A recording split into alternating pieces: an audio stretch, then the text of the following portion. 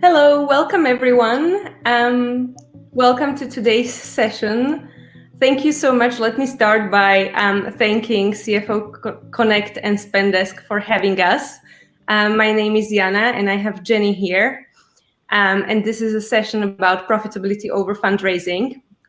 We will take a few seconds here and wait for everyone to join.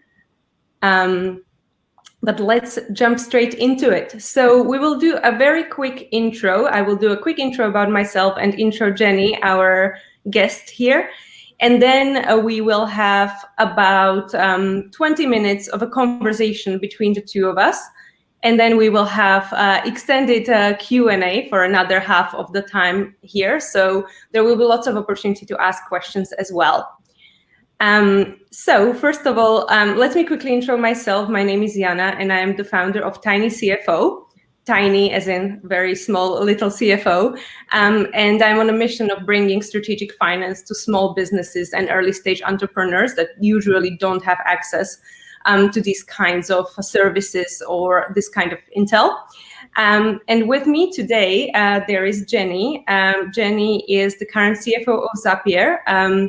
The former CFO of MailChimp, where she was for 13 years. And I am super excited to have Jenny here because other than being a wonderful person, she also managed to see a company go from 0 to 350 million in revenues, and all that with almost no VC funding.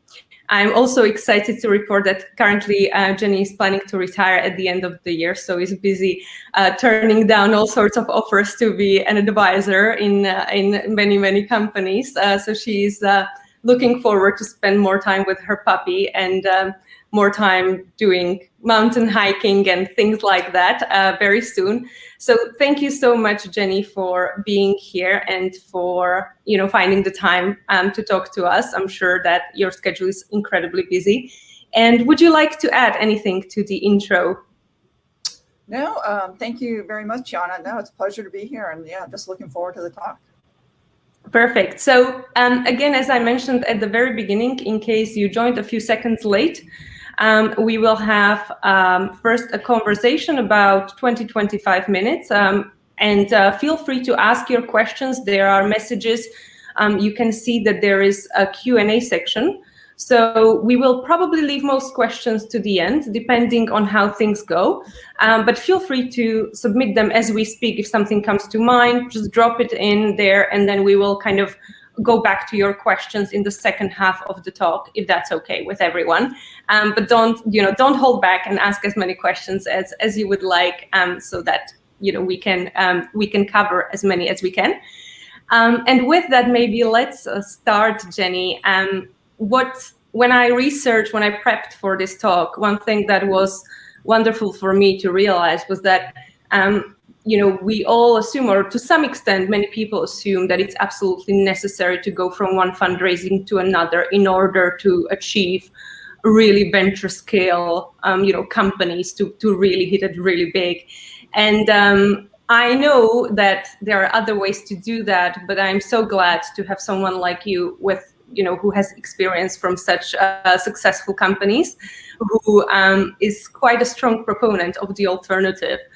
So I was wondering to start with, I read somewhere where you said, an interview where you said that you don't believe in fundraising, which I think is an amazing statement. So to jump to the deep end, could you explain why in more detail? Yeah, sure. So I've actually said that many times. I worked at several VC-funded companies back in the late 90s, early 2000s. And the last tech company I worked at was a digital signature company. And it was basically DocuSign before, 3 or 4 years before DocuSign existed. So I was hired as the VP of Finance, and I helped get financing in place. And, as typical, the VC wanted to grow really fast and hire a bunch of people before we even had like a validated revenue model. I pushed back quite a bit, but it didn't matter because it was the VC's money. So they got to spend it the way they wanted to. And then, the CEO and some of the other execs started spending money like it was water. So 8 months later, the VC had to come in and basically shut us down and, lay off all the people. And a few months later, the bubble burst, and they basically sold the product for like pennies on the dollar. And I still wonder, if we didn't take funding and if we spent our money wisely, could we have made it through the .com bust and and survived? And then would people be using net certainty instead of DocuSign these days? I'll never know what happened. And I know there's a lot of good VCs out there, but the other companies I worked with, I didn't have great experiences. And so after all of that, is like the next company I work for, I want to work for a bootstrapped or a self-funded company. Yeah, I see how that experience must have been quite formative in a sense. Do you think that there was a way, that really was a way to avoid it? Like they could have approached this differently and sort of, do you think that that was a real option? Because what I'm wondering is that sometimes people may feel like fundraising is the only way. And I'm wondering if you think that genuinely it could have been prevented and maybe how. Yeah, I mean, again, this is back in the late 1990s. So hosting costs were a lot more expensive and everything was a lot more expensive. And, the technology wasn't all there. So even so, I still think we could have done it. But I mean, these days, hosting costs are so inexpensive. You can work remotely. So I think there's a lot of advantages right now in a lot of ways that you can be self-funded. Yeah. Yes, that's really interesting. And I'm wondering, I think that it is still quite a contrarian view today to think like if you want to scale a startup successfully, you can do so by bootstrapping. Do you have any thoughts on why that may be the case? Why is it not maybe more prominent in the discourse? Yeah, I mean, I do think it's a contrarian view. I think a lot of founders and CFOs, they think, it's the only way to, that you can have rapid growth and hire people and scale quickly. Bootstrapping's hard. I mean, it's not an easy way to go. So, a lot of people want to take the easier route and get funding. And, I totally get it. I've met founders that, they just want to build something fast and then sell it as soon as possible. Or, some think that, the valuations today are so high that it doesn't matter if they sell off part of their company because they're still going to get a lot. It depends on what's right for you. And, I also think there's some people that do it for, advice and connections that you can get from a VC. And I think, if you find the right one, I think it can be very beneficial to you. Yeah. I think I keep hearing that, especially from founders kind of early on who definitely get very excited about, being covered on TechCrunch and like the kinds of people that they meet through VCs as well. And I sometimes do wonder to what extent that is a part of that rather than sort of a cold hard look at the numbers. But yeah, that kind of ties into that. And I mean, what do you think, on one hand, you kind of covered what can go wrong when you take VC funding and, maybe the markets change a little bit or something doesn't go as planned. But I'm wondering the sort of benefits of bootstrapping other than obviously being more in control. What would you think that perhaps from the financial side are the things that really bootstrapping doesn't get as much credit for as it should? Yeah, I mean, I think there's 4 things, and I really think that being in control is one of them because you don't have to answer to anyone, so you can decide what direction you want the company to go, what market you want to serve, and where you want to spend your money. Like I was thinking back when I was thinking about this talk, I remember when it was like the MailChimp founders and the CEO and myself, we were sitting in a meeting and. It was towards the end of the year and we had extra money to spend. And at the time, tax rates were really high. So it's like, okay, we need to spend this money on something that'll help us grow the company versus paying it in taxes, right? So, we sat around and brainstormed and we came up with this idea of let's give away $1 million worth of t-shirts. So to a lot of people that might sound, pretty outrageous, right? But, at the time, Twitter was just starting. So we asked everyone to take a picture of themselves in their t-shirt and post it on Twitter. And we got posts from all over the world, from the Great Wall of China to Machu Picchu to, the Eiffel Tower. So it was like this huge success. And then I was thinking about, another huge success that MailChimp had was we introduced a freemium plan, and that was kind of a new thing back then, back in like late 2000, or just around 2009. And then after that, we actually increased the plan from 500 to 1,000 and then to 2,000. So that basically meant someone could send 2,000 emails for free each month. So it cost us I can't say that, a substantial amount of money, but you know, we viewed it as marketing spend. So we're like, you know, rather spend on advertising, you know, let's give it to our customers. And you know, our competitors couldn't compete with us, and you know, they couldn't have a free plan or a free plan as long as we could. And so a lot of their customers came to us, and so then a lot of them, you know, stayed free, but then there was a lot that upgraded to paid. And even the ones that remained free, everyone that was a free user, you had at the bottom, there was branding that said powered by MailChimp. So even though, you know, so we, you know, if you didn't upgrade to free, you know, you were sending billions of emails were going out with powered by MailChimp. So the name got out and our branding. So it was like, you know, it was huge. And we went from like 85,000 to 450,000 users in just a matter of a couple of years. Yeah. And I can only imagine, you know, if we had a VC and I went to them and said, you know, we're going to spend $1 million on t-shirts, and then we're going to, you know, give our service away for free, and then we're going to reduce our price again. So, you know, I can just imagine what they would have said. Yeah, that's super interesting. I think maybe in some cases it would be fine, but maybe in others you would definitely, especially maybe the t-shirts and the like that kind of stuff. I don't know.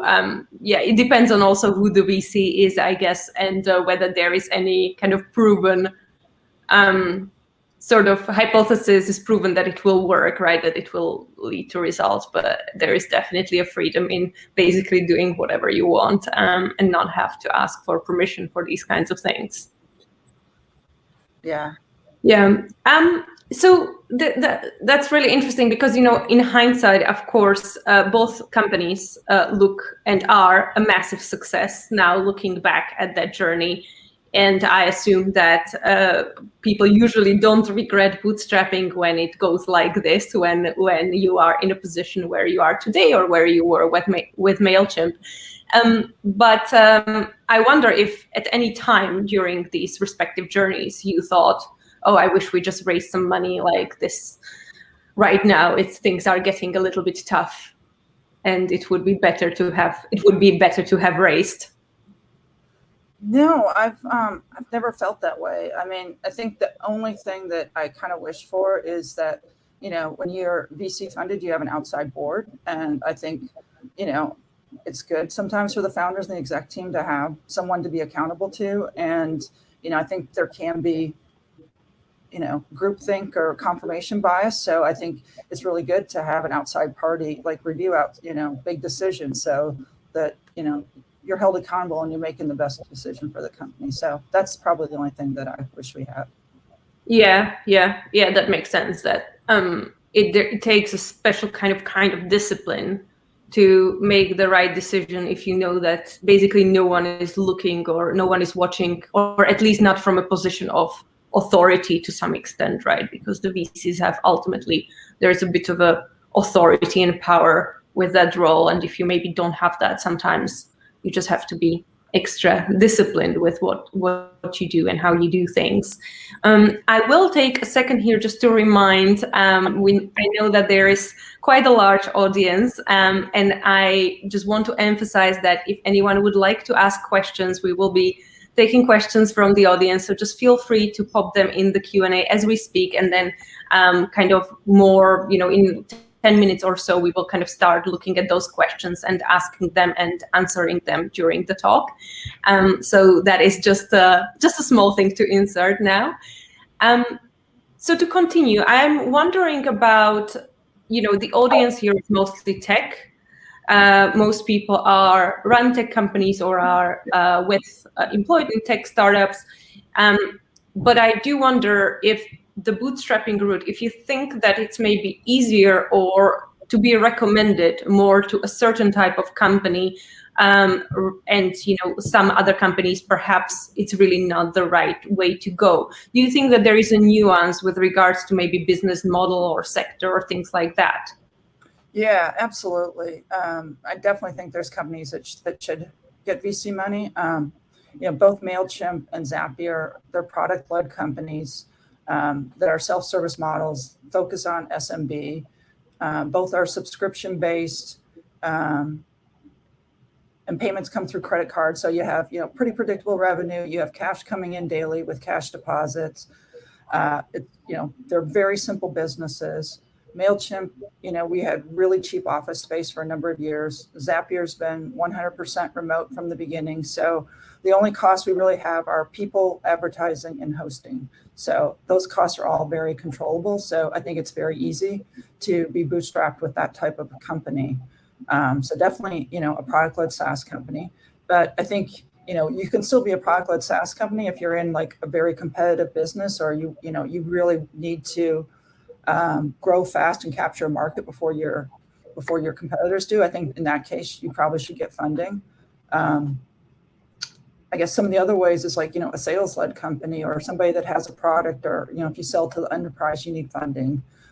There's much higher cost structure with salespeople, and then like a sales cycle can be, 6+ months. So you really can't, it's really hard to, cover your costs with revenue that way. So I definitely think those types of companies need funding. And I also think that, I think I said earlier, first-time founders or people earlier in their career, you really can benefit from VCs if, with their advice and guidance and connections. It can really be helpful if you find the right firm. Yeah. And, right now, capital is so cheap. Why not, right? In a lot of cases. Yeah. That's interesting what you mentioned about the business model, because this sort of predictable cash flows, predictable revenue, sort of B2B SaaS or a kind of subscription-based business, that's something that VCs definitely love as well. So it's the kind of thing that perhaps it's just an easier to some extent. I really don't mean to insult anyone, but I know building any business is really hard, but perhaps with this sort of a structure where low marginal costs, low kind of overheads, and the very scalable business model, very predictable cash flows, it is easier both to bootstrap and to raise VC money, which is sometimes frustrating for perhaps people who have large inventory and kind of more capital intensive companies. But that seems to be the case. I think one thing that I would love to understand and kind of with as much detail as you can provide, because I think a lot of the people on the call will be wondering, how can I do this? How can I have yet to meet a founder who loves fundraising and pitching to VCs. I definitely hear a lot of frustration from people when they go through that process. And I'm sure that a lot of them are thinking, oh, I wish I could just bootstrap comfortably, without the extreme stress that it can sometimes entail. And I wonder if there is anything that you would recommend, whether it's like metrics to watch out for, any sort of not easy, but kind of clear rules or rules of thumb to kind of observe when doing it this way, that you would recommend. And perhaps it's a bit different if somebody is very early stage and when the company is quite more of a scale up, let's say what traditionally is considered Series C plus. But yeah, how would you think about it? Like what to watch out for if somebody wants to grow very quickly, but also wants to bootstrap successfully? Yeah, so I think, if you're looking at like an early stage company, I think first of all, you need to know your numbers, which of course I don't need to tell this audience since we got a bunch of financial people, they all know about that. But, I've talked to a lot of founders that don't know their numbers, right? So you need to know how much revenue you're making, how much you're spending, and how long your cash will last. At an early stage, I like to see, cash in the bank equal to like 3 months of expenses, and, makes me more comfortable to see 6 months. So I feel like if you don't have that, maybe you should go out and get some of your own funding. So like at MailChimp, we got a line of credit for like $250,000. And Zapier, they got a seed round of funding for $1.3 million at the beginning to help cover expenses. So, that's one route. Interest rates are pretty low right now, and bank loans are like the cheapest I've ever seen them. So getting bank loans is an option. If bank loan isn't an option, there's other options like venture debt or merchant cash advances too if you need money. The second one, which I think it's always being cost conscious, or as I like to say, be scrappy. To me, being scrappy means you find creative ways to have the same quality of and experience, but at a lower cost. So, example, at like Zapier, we always ask for a discount. You don't know until you ask, right? So you always ask, and we do research to find out what is a reasonable price to spend on everything.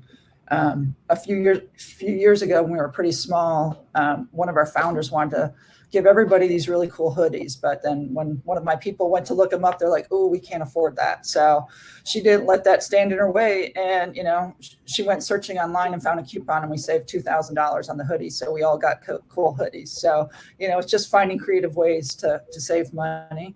And then the third thing is, like, I always believe in simplicity over complexity. So make things as simple and easy as possible. And I think that's really important in the early days. So don't add complexity until you have to.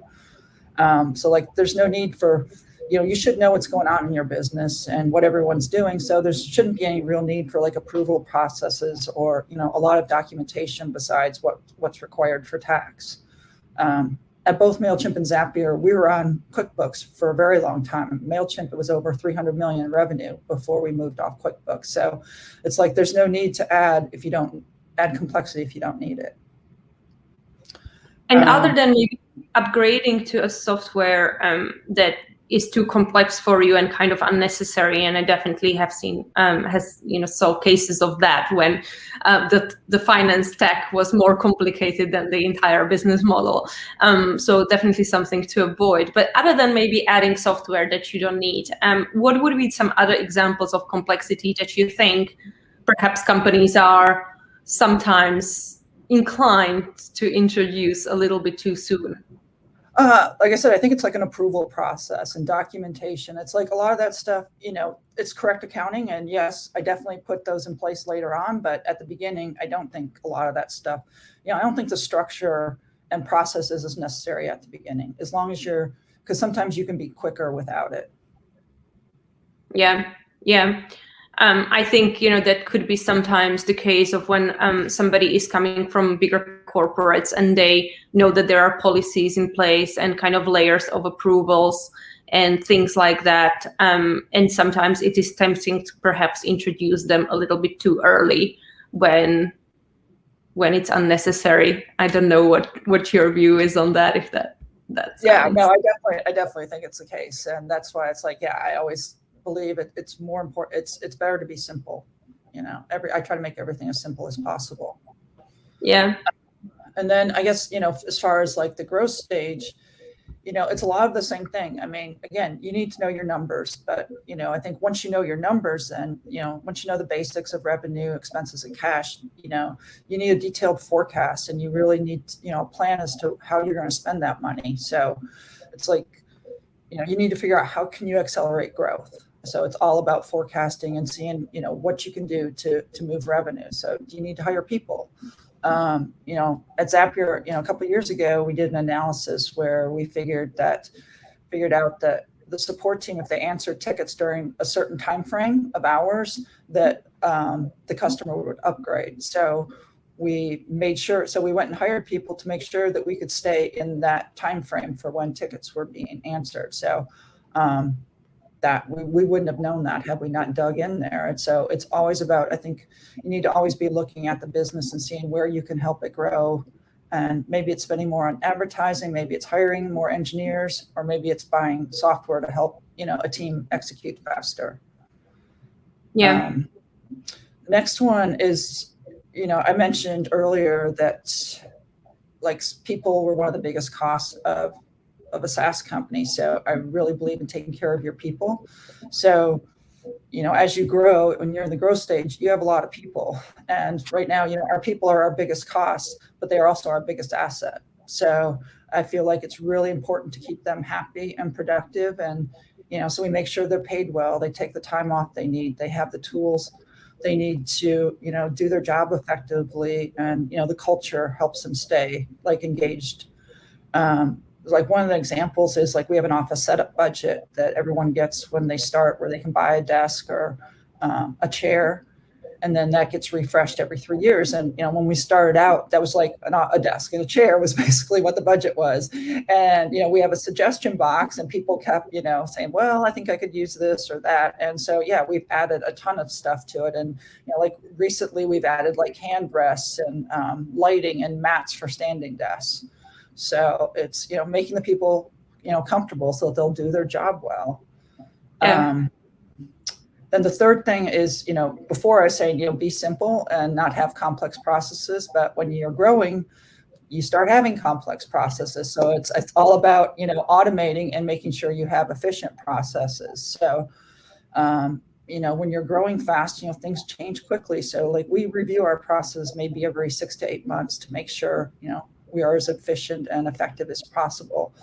My accounting team, they're always looking for ways to streamline and build automation. When a process becomes too time consuming, they automate it. So an example is like, we had an approval process for conferences and education that was really time consuming and was a very manual process. So they took it, and using Zapier, Airtable, and Slack, it's like fully automated now. Yeah. And then the last one is, again, is to stay scrappy. So I think, a lot of people, when you get bigger, you have more money, so you start spending it. So I really think it's important to like remain cost conscious. I mean, we spend a lot of time negotiating contracts and making sure we're getting the best deal on everything we purchase. We do a lot of like multi-year purchases instead of annual contracts. So if you have the cash, you can save like 15 to 20% if you pay in advance. And then as you get bigger, like people they want to spend more. So you have to kind of make the scrappy attitude like part of the company. You have to build a culture. So like some companies have like saving money or something as part of their values. So we don't at Zapier, but we talk about it a lot. So we have a weekly hands-on, all hands every Thursday. And then every third Thursday, the finance team presents and they talk about all the numbers. And then at the end, they give shout outs to all the people that have been smart savers and smart spenders, and they give the deals and talk about the deals they had, and that they get recognized. So that's important. And then I built a couple lessons where it talks about explaining the 3 financial statements, how to read them, and what's important. And so this is like required reading for all new employees. And then we have monthly AMAs to go over them. And so I feel like if people understand the numbers, then they're more conscious, of spending the money. Yeah. And would you say the core reading, is that for everyone? So not just the maybe extended finance team, but is it that really everyone in the company should understand? Yes. Yeah. Yeah. Oh, I think that's a wonderful practice. I would love to see that, really kind of adopted everywhere, because sometimes I think it is quite hard to get on the same, to even have a very productive conversation if the sort of basic terms that are, flying around are not entirely clear to other kind of functions in the business. And I'm sure that it's just as frustrating to talk to me about something that's very techy or marketing or something. So, it kind of goes both ways, but I think that's a wonderful practice. Was that something that you always kind of used to do, or is that something that you came up with quite recently? No, so actually Zapier is the first place I've worked at that's been fully transparent. So like we are fully transparent with all of our numbers. The only thing that we don't discuss is salaries. So if anyone can at any time come to me or anyone on my team and ask any number, and we do, besides the all hands, we also do reports once a month showing all the financials. So that was part of the reason to kind of explain. It's like, okay, we're presenting this stuff once a month, so we need you to understand it and to know what it means. So that was the purpose of creating those lessons. But yes, I would definitely do it any place I go. But I also believe in being transparent, because I think if people don't know the numbers, they don't I think at MailChimp, people thought we were a lot bigger or smaller in some cases than what we were a lot of different times. Yeah. No, that's really, I think that's really a great point. I think sometimes, it's understandable that sometimes we would get quite like vulnerable and feel like quite exposed when the sort of numbers are out there. And of course, everybody kind of hopes that they won't be shared any further, but you kind of can't absolutely 100% guarantee that. So I can kind of see the tension, but it's probably on balance. It's for the best, because you can use that to kind of get alignment on so many things. Mm-hmm. Yeah. You touched on that a little bit, and I know I'm cautious of the fact that we do have a few questions, but you went from a finance team of 1 at MailChimp and from revenue of 0 to a revenue of 350 million. You also went from finance team of 1 to 15 at Zapier, and over 150 million in revenue. And I'm wondering, sort of, how did you go about hiring and scaling the finance team? You touched on some things about that, but what did it practically look like? Like, who was the first hire? I assume that was you and maybe an outsourced accountant, but beyond that, perhaps, or correct me if I'm wrong, and beyond that, what did that look like? Yeah, so this was very interesting because I actually went back and looked at it, and it was very similar. I didn't even realize it. So, both, like as I said earlier, both MailChimp and Zapier are very simple businesses as far as the accounting side. Revenue comes in through credit cards, and we try to pay everything out through credit cards. So there's very little, there's no AR and very little AP. MailChimp was a little bit simpler than Zapier just because it was one office in one city, in one state for most of the time I was there. And Zapier has employees in 39 states and multiple international entities and people in 37 countries. So that definitely makes it a little bit more complex. But the hires, like I said, were still relatively the same. So pretty much I did everything myself until around 80 employees. And then I hired an accounting manager. And then at Zapier, I hired an accounting manager / tax manager because of all the states and stuff we were doing. I needed someone that could help with taxes. Then the accounting managers then hired 2 accountants, around 150 employees. I'm saying employees because actually it feels like most of the growth was driven more by employee count versus revenue. Mm-hmm. So I looked at it more on employee size. So 2 accountants, around 150, and then at 200 at both companies, I hired a controller. Yeah. And then from then, it changed a little bit, but still the roles were relatively similar.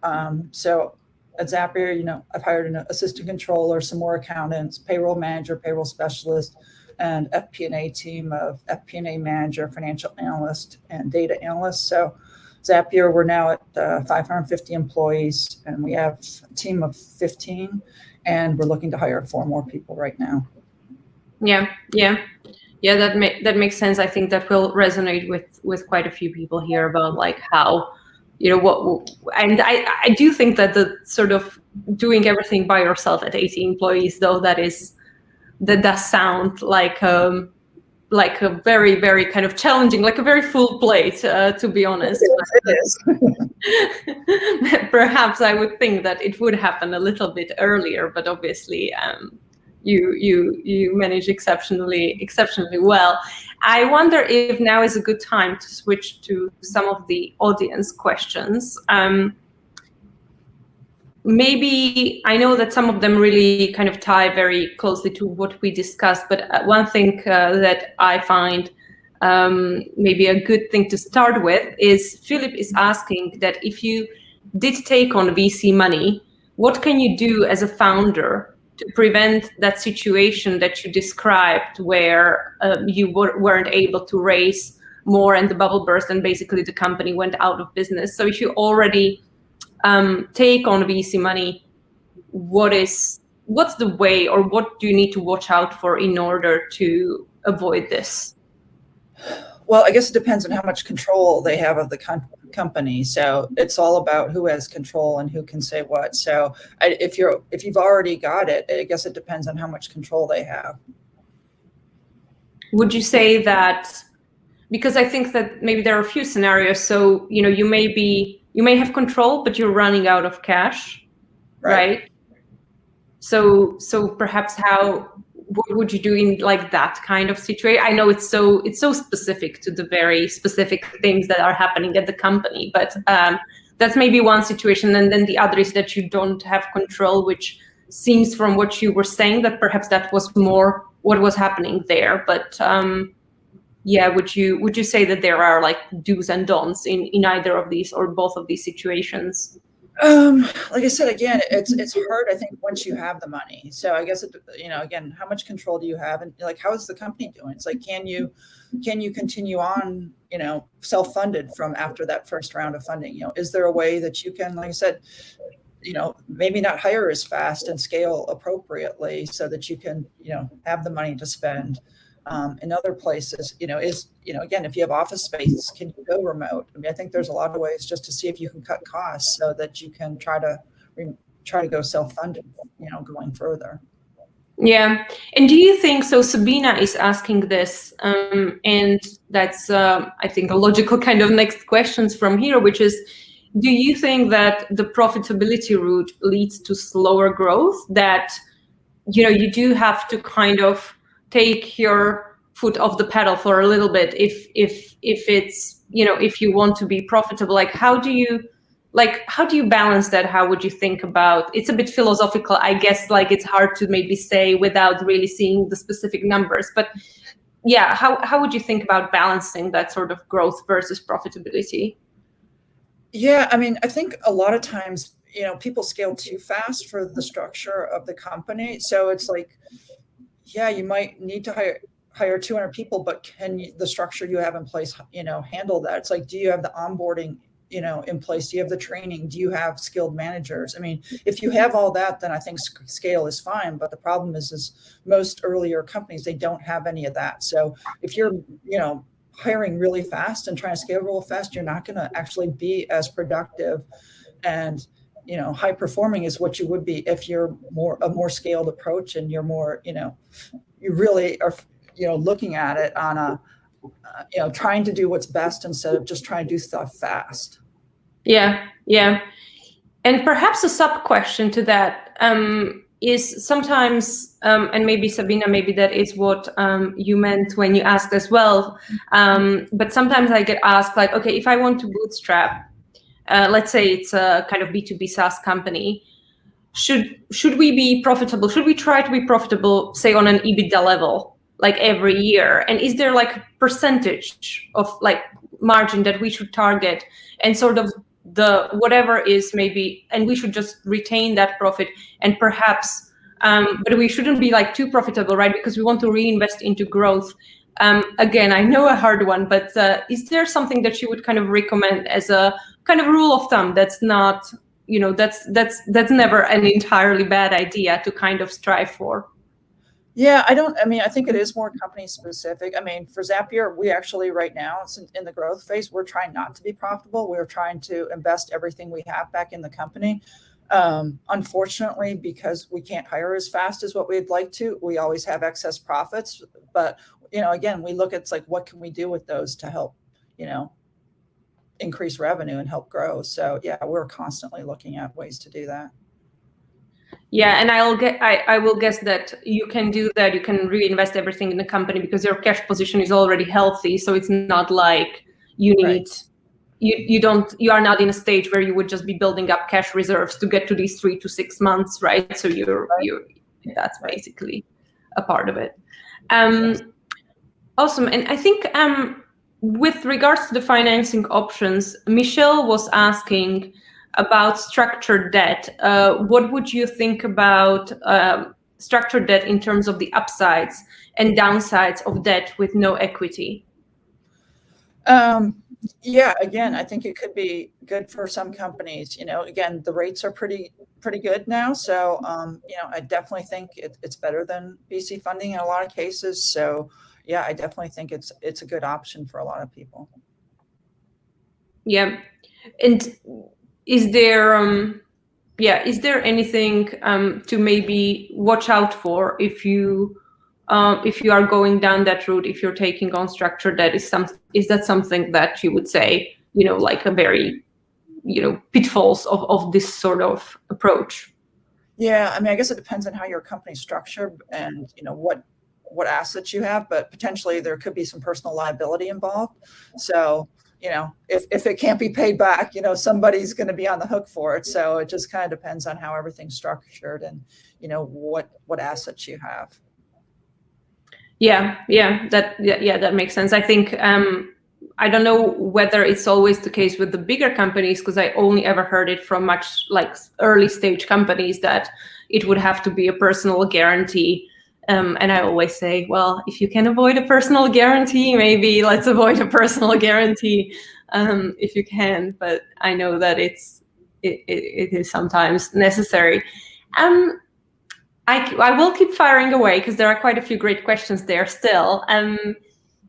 So Michelle is asking, as a bootstrapped company with a relatively healthy cash position, so I guess let's assume these 3 to 6 months, how would you recommend forecasting, budgeting, and balancing during a high growth phase? So when the company is growing really quickly, what metrics, ratios to focus on, how to manage budgets, how to think of spend versus run rate, or anything else along those lines in terms of high growth phase of the business? Yeah, so again, kind of depends on, I hate saying this every time, but kind of depends on your business and your industry. Earlier on, we were looking at, MRR growth rates of, 8 to 10% a month is definitely, we were looking at that. We're watching churn. We want churn, below 5%. Like I said, we're trying to not really be profitable. We try to invest everything back in. So we're not trying to have any profitability ratios. We're trying to invest everything back into the company. One of the ratios or metrics that I really watch is revenue per employee, because for me, that really helps to see, how we're hiring. So what I look at, again, this is probably a lot higher than what it would be for a lot of companies, but I want our revenue per employee to be between 250,000 and 300,000 per employee. So if we are closer to 250, then we're hiring too fast. And if we're closer to 300, then we're hiring too slow and we need to speed up our hiring. Yeah, I guess. And for many tech companies, employees, or for so many companies here, employees will be the highest cost. So I think that is quite a universally kind of recommended, or can be recommended to almost everyone, to kind of watch that ratio as they scale, so that it doesn't get out of control. Great. I do wonder, we have a few more minutes left, and I'm looking at the questions. So Jared was asking, I think at the very beginning, what industry norms do you think need to be challenged from a CFO perspective when pursuing the profitability route? And I know that I already, asked some things that were sort of adjacent to this, but I think that it really deserves a special attention as far as industry norms that we all believe to be true.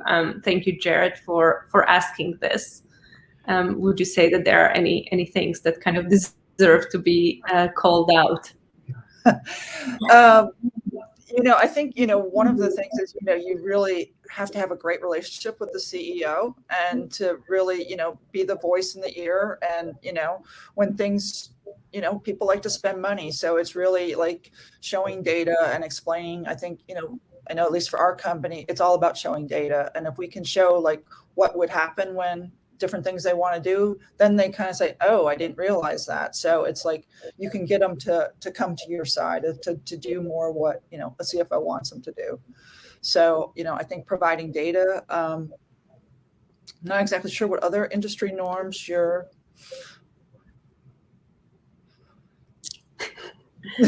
I think this is a kind of question that I think there are quite a few things that kind of can be kind of called out to answer that. But I think that sort of maybe perhaps a norm, or what some people think, that CFO is like an isolated function in the back office. And I don't think we have to explain this to this audience, but that sort of close relationship with the CEO, I think that you described, that sounds like definitely not just the future of the function, but already the present, where you just need to be a strategic partner, and that it kind of takes two in order to be that partner. So I think that, to me, that sounds very much spot on. I hope, Jared, that you got your answer on this one. I think one question that is interesting, and maybe perhaps more to the operational side of things, more in terms of the finance tech and the technology that you use. You did mention automation. Angeline, not sure if I'm pronouncing your name right, but Angeline is asking, what systems do you use to manage your financials across 39 countries? So if you have this many kind of countries that you're operating in, how complex is the back end of this? Yeah, so we don't have financials over 39 countries. We only have them over 5 countries right now. So we have people in other countries, but they're not necessarily entities or actually anything where we need to have financials. So so we just moved from QuickBooks to NetSuite. So that's where we're doing all of our consolidations and everything. So we're using NetSuite for that. We're using ADP for payroll to handle all the countries together. I forget what it's called, Total Source or something, that handles all the countries in one spot. We use other products like Tapalti. We're getting ready to use Deal for some of our international contractors. I think that's pretty much it. So it's not. I think it doesn't seem like it's. Sometimes people assume that with some sort of geographic coverage, it's always also very complex on the back end. How would you think about that? Yeah, so I mean, it definitely was a lot more difficult with QuickBooks because we used Fathom and we put it into Excel and then had to do a consolidation. So it was a little more difficult, but now with NetSuite, it's like I said, we've just moved over to it, but it seems like they've got everything under control, and it's working pretty smoothly with the different countries. And Michelle is asking perhaps a follow-up question on this, which is in terms of international employees and contractors, because I know that you are fully remote and that you have people, as you said, in many countries around the world. Yes, would you be able to share perhaps in terms of the back end, but also any other kind of do's and don'ts or something that you think is best practice when having this sort of international workforce? Yeah, this is definitely, I've learned a lot in this area. So, we have people we hire all over the world. So, and then we actually have people that even in the US will go and move to other places too. So we definitely have people that are citizens of one country that actually live somewhere else. So we do have entities set up in Canada, UK, Australia, New Zealand. So we have actual employees there. Like I said, we treat them just like, we have all the requirements in place for them to be employees. And then other places, they're contractors, and we don't have, it's usually like 1 or maybe 2 people in most places. So until we have a few people, then we actually create an entity and have them become employees. Before that, they basically just submit an invoice every month. And in a lot of cases, they truly are employees according to the tax laws. We have looked at most of them, and in most cases, they truly are employed and contractors. So we're not too worried. And the ones where there may be a little gray area, we think, again, we're going by numbers and risk. And if we only have 1 or 2, we're not, too worried about the risk. But we're looking at, like I said, Deal to try to do the actual international contractor payments and then actually be our employer of record for all the people that are outside the US or places where we have entities. Yeah.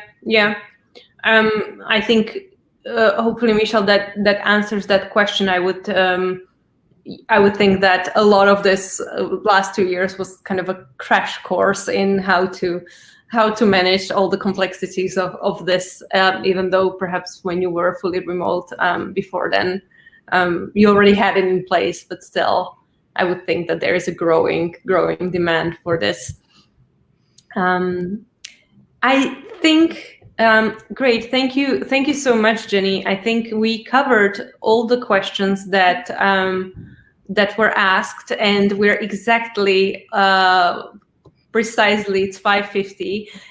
So it is time to wrap up, and I just wonder if you have anything that you would like to add, any sort of closing remarks from your end, because yes, I don't want to take up more of your time and our time, but if you have anything to add.